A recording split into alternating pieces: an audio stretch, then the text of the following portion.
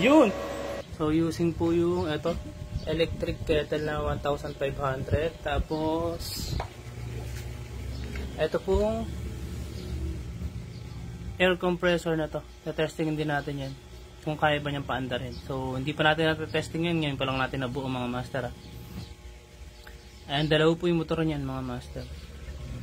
Ito si Bluecore 6 kilowatt hybrid off-grid.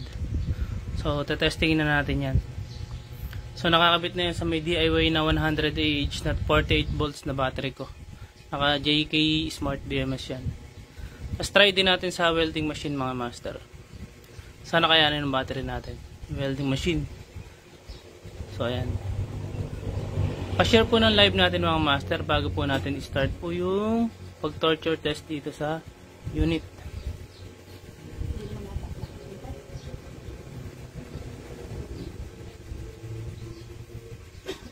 So ayan mga master. Bali dito, pakita muna natin dito. Yan. So dito mga master, kung napapansin nyo, dalawa na yung breaker ng PB. Ayan, bali pinaghiwalay ko na siya. So ang isang string lang naman yan, eto. Yan, isang string lang yan. Tapos dito, pinagparallel ko kasi nga yung iba nahihirapan silang mag-combination, halimbawa 5S2P. Nahihirapan sila mag-connect sa mismong solar panel. So ako na gumawa ng paraan, dito ko na siya pinarallel. Tapos magbababa na lang kayo dito ng 5 pirasong 600 watts na naka-series, tsaka 5 pirasong 600 watts na naka-series. So ayan, bali 2 string na siya ngayon. Para hindi pa nalilito yung mga nag-i-install. Lalo kung mga DIYers po. Tapos dito naman, ayan, naka AC SPD din yan, tas solar na breaker, tapos SPD pa din, Meralco. Tapos naka over and under voltage na yan para maprotektahan natin tong inverter sa may mga fluctuating dyan na lugar. Meron na tayo dyan. Tapos dito naman, ayan, naka ATS tayo dyan. Naka ATS auto transfer switch, tas load, tapos may watt meter tayo na nilagay dyan. Tapos dito may saksakan dito. Ito po ay for testing lang itong socket na ito. Kasi ito po yung load side nyan. Ito yung load side na wire papunta sa bahay nyo. Yan yung load side natin. So naka MCCB. Yan. So try natin i-on muna yung battery natin. Ito yung battery po natin na ginawa lang din. Naka JK Smart BMS. I-on ko lang. So yan, 80% yung 86% yung battery natin. So yan, okay na siya. Tapos on natin dito. Bali walang supply si grid mga master, walang supply si grid. Hindi natin susupplyan. O supply na rin natin para makita natin yung over and under natin. Kung start na i-on natin yung MCCB. Ayan, nagbukas na si inverter. So buksan natin yung nandito yung buksanan niya mga master. Eto dito. Yun. Yan. Yan na siya. Ayun, salamat sa pa-store Sir John Sirna. Solid ka talaga master. So yan. Nag-working na siya. Tapos kung mapapansin nyo dito, nagpa-flash lang yung mga load nyo. Yan. Bali ito for settings lang. Tapos nagpa-flash lang. Kunyari yan. Tanggalin natin yung ayan, 60 Hz, tapos 54 volts yung battery. Load natin 0. Tapos magpa-flash lang yan. Tapos input, wala tayo dito ng PB, wala pang PB. Kaya may error dyan kasi wala pa tayong PB. Hindi niya ma-detect yung solar panel. Ayan. Magpa-flash lang kung ano yung load nyo dyan. Makikita rin dyan kung ano yung load nyo.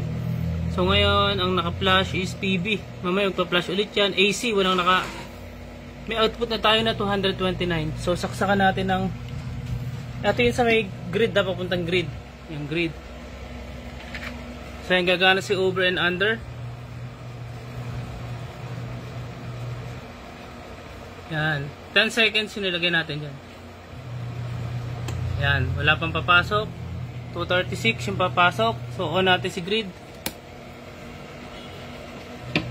Yung upgrade po na Bluecore is pwede po siyang iparallel. Pwede siya. Ito po yung parallel niya. Ayan. Yan, yung port niya na parallel. Yun.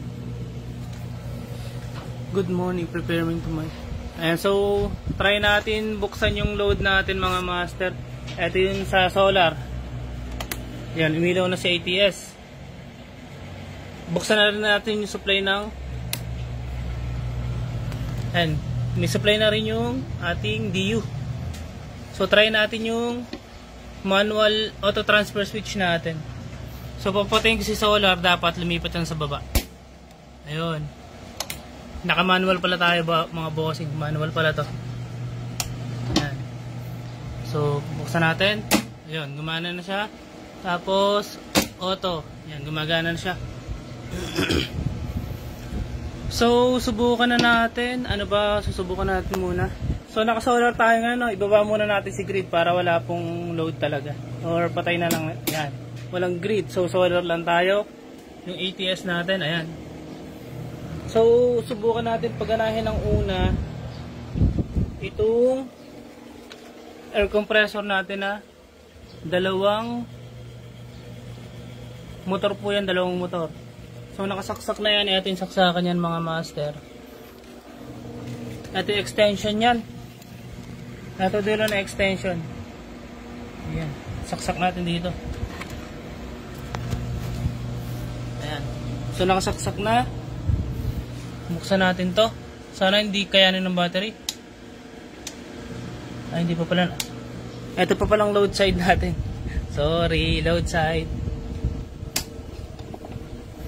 Ayan, gagana yung watt meter natin dyan.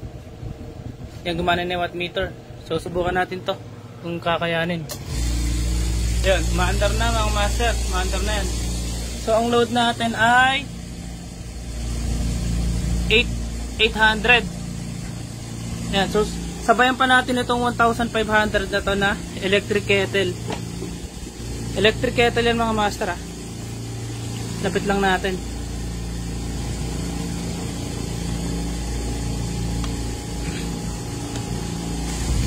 Ayan, 2,500 ang load natin. Check natin dito. Ilan percent na yung load natin.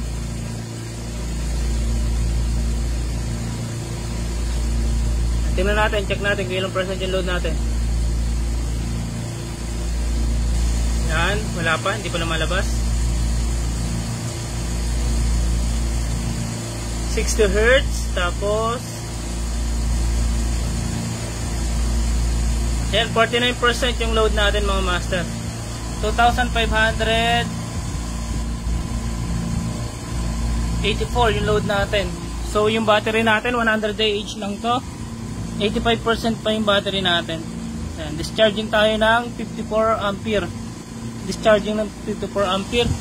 Ang gumagana mga bossing, isang 1.5 kilowatt na electric kettle at itong air compressor natin. Ayan. Air compressor yan mga master. So ganyan po ka solid si blue core natin. Ayan, so patayin muna natin yung air compressor, maingay. Ayan. Tapos patayin din natin muna to.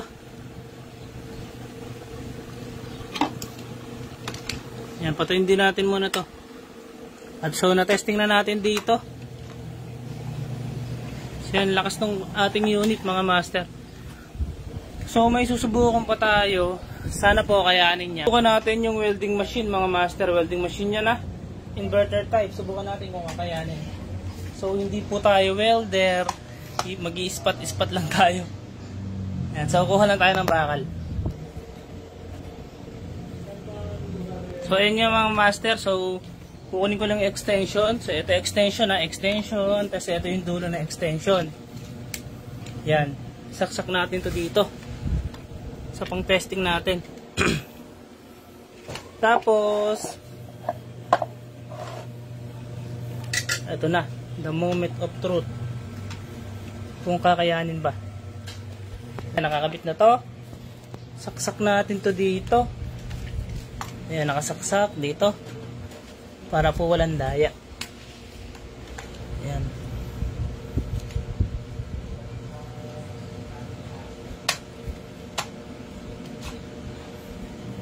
saksak na yung welding machine natin, tinanggal ko lang sakit. So yung extension na yan, eto. Ayan. So buksan natin tong welding. Nasa may on off. Ayan, nag-on siya. Ngayon ang idle ng welding nasa 47, 44. Ang pa natin 126 yung ampere. Yan 126 yung ampere mga bossing. So the moment of truth, try natin mga master ha. Layo lang natin konti. Layo lang natin sa welding machine. So ayan, try natin. Kung kakayanin ba. So ayan, live to mga master, masira man, nasa live magagawa pa natin. Yun.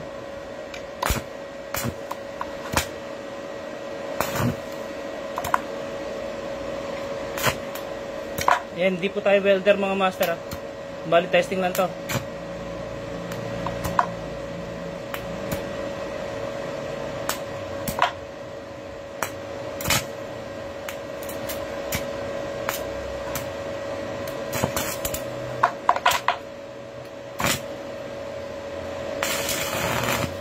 Yun, lakas mga master oh.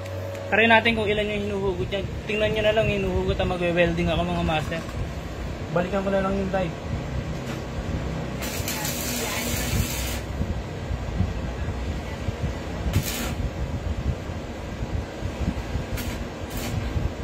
Yan, lakas mga master oh. Try natin ulit oh. Yun, sunog. Sunog na mga master. Puro welding yan ha, full weld.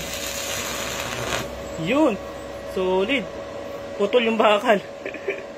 So, okay na.